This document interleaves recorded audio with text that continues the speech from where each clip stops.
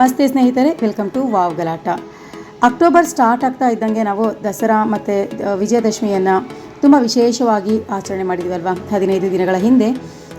ನಂತರದಲ್ಲಿ ಇನ್ನೇನು ಕೆಲವು ದಿನಗಳಲ್ಲೇ ಇನ್ನೇನು ದೀಪಾವಳಿ ಬರುತ್ತಪ್ಪ ಅಂತ ಹೇಳೋ ಅಷ್ಟರಲ್ಲೇ ಬಂದೇ ಬಿಡ್ತು ದೀಪಾವಳಿ.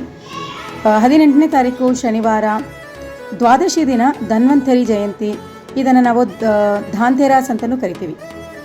ಧಾಂತೆರಾಸ್ ಬಗ್ಗೆ ತುಂಬ ವಿಶೇಷವಾದಂತಹ ಒಂದು ಸೂಚನೆ ಸಹ ಇದೆ. ಅಂದಿನ ದಿನ ಬೆಳ್ಳಿ ಮತ್ತು ಬಂಗಾರವನ್ನು ಪರ್ಚೇಸ್ ಮಾಡುವಂತಹ ದಿನ ಅಂತಲೂ ಹೇಳ್ತಾರೆ. ಜೊತೆಗೆ ಧನ್ವಂತರಿ ಜಯಂತಿಯಂದು ನಮಗೆ ಯಾವುದೇ ರೀತಿಯಾದಂತಹ ಆರೋಗ್ಯದ ಸಮಸ್ಯೆ ಬರಬಾರ್ದು ಅಂತ ನಾವು ಧನ್ವಂತರಿ ದೇವತೆಯ ಹತ್ರ ನಾವು ಕೇಳಿಕೊಳ್ಳುವಂಥ ಒಂದು ವಿಶೇಷವಾದಂಥ ದಿನ ಧನ್ವಂತರಿ ಜಯಂತಿ. ನೆಕ್ಸ್ಟ್ 16ನೇ ತಾರೀಕು ತ್ರಯೋದಶಿ ದಿನ ನೀರು ತುಂಬುವ ಹಬ್ಬ ಇದೆ ನೋಡಿ. ನೀರನ್ನು ತುಂಬಿಟ್ಟು ಪೂಜೆ ಮಾಡುವಂತಹ ಗಂಗಾ ಜಲಕ್ಕೆ ಪೂಜೆ ಮಾಡುವಂತಹ ಒಂದು ವಿಶೇಷವಾದಂತಹ ಹಬ್ಬ 19ನೇ ತಾರೀಕು ತ್ರಯೋದಶಿ ದಿನ.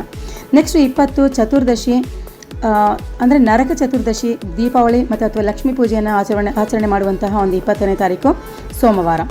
ನೆಕ್ಸ್ಟ್ 21 ಅಂದರೆ 20ನೇ ತಾರೀಕು ನಮಗೆ 3 ಗಂಟೆಯ ನಂತರ ಅಮಾವಾಸ್ಯೆ ಹುಟ್ಟುವುದರಿಂದ ನಾವು ಅಮಾವಾಸ್ಯೆಯ ಪೂಜೆಯನ್ನು ಸಹ ನಾವು ಅಂದೇ ಮಾಡಬಹುದು. ನಂತರದ ದಿನ ಸಹ 21ನೇ ತಾರೀಕು ಸಹ ನಾವು ಅಮಾವಾಸ್ಯೆಯ ಪೂಜೆಯನ್ನು ಸಹ ಇಲ್ಲಿ ಸಹ ಮಾಡಬಹುದು.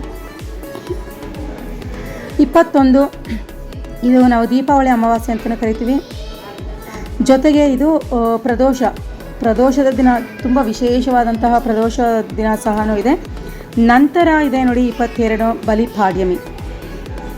ಬಲಿಪಾಡ್ಯಮಿ ದಿನ, ಬಲಿ ಚಕ್ರವರ್ತಿಗಾಗಿ ನಾವು ಪೂಜಿಸುವಂತಹ ಒಂದು ವಿಶೇಷವಾದಂತಹ ಹಬ್ಬ. ನೆಕ್ಸ್ಟ್ 23 ಹಬ್ಬ ಇದೆ, ಅದನ್ನು ಸಹ ನಾವು ಗೋವರ್ಧನ ಪೂಜೆ ಅಂತಲೂ ಸಹ ಕರಿತೀವಿ. ಗೋವುಗಳಿಗಾಗಿ ವಿಶೇಷವಾದಂತಹ ಪೂಜೆಗಳನ್ನು ಮಾಡುವಂತಹ ಒಂದು ದಿನ. ಅಥವಾ 22ನೇ ತಾರೀಕು ಸಹ ನಾವು ಗೋಪೂಜೆಯನ್ನು ಸಹ ನಾವು ಮಾಡಬಹುದು. ಹೀಗೆ ಅಮಾವಾಸ್ಯೆಯ ದಿನ ನಾವು ನಮ್ಮ ಹಿರಿಯರನ್ನು ನೆನೆಸುತ್ತಾ ಪೂಜೆಯನ್ನು ಮಾಡುವಂಥ ಒಂದು ವಿಶೇಷವಾದಂಥ ಹಬ್ಬ. ಪಟಾಕಿಗಳ ಜೊತೆಗೆ ಬಣ್ಣದ ಬಟ್ಟೆಗಳ ಜೊತೆಗೆ ದೀಪಾವಳಿಯ ರಂಗವಲ್ಲಿ ಜೊತೆಗೆ ಹಣತೆಯ ಮೂಲಕ ಎಲ್ಲರ ಮನದಲ್ಲಿ ಒಂದು ವಿಶೇಷವಾದಂಥ ದೀಪವನ್ನು ಹಚ್ಚಿ ಅಂತ ಕೇಳ್ಕೊಳ್ತಾ ಈ ಒಂದು ವಿಡಿಯೋನ ನಾನು ನಿಮಗಾಗಿ ಸಮರ್ಪಿಸ್ತಾ ಇದ್ದೀನಿ. ಸೊ ನೆಕ್ಸ್ಟ್ ವಿಡಿಯೋದಲ್ಲಿ ಮೀಟ್ ಮಾಡೋಣ. ಅಲ್ಲಿವರೆಗೂ ನಿಮಗೆ ನಮಸ್ಕಾರ ಮತ್ತು ಕೃತಜ್ಞತೆಗಳನ್ನು ಹೇಳ್ತಿರುತ್ತೆ ನಿಮ್ಮ ರಾಜೇಶ್ವರಿ ವಾವ್ ಗಲಾಟ ವತಿಯೊಂದಿಗೆ.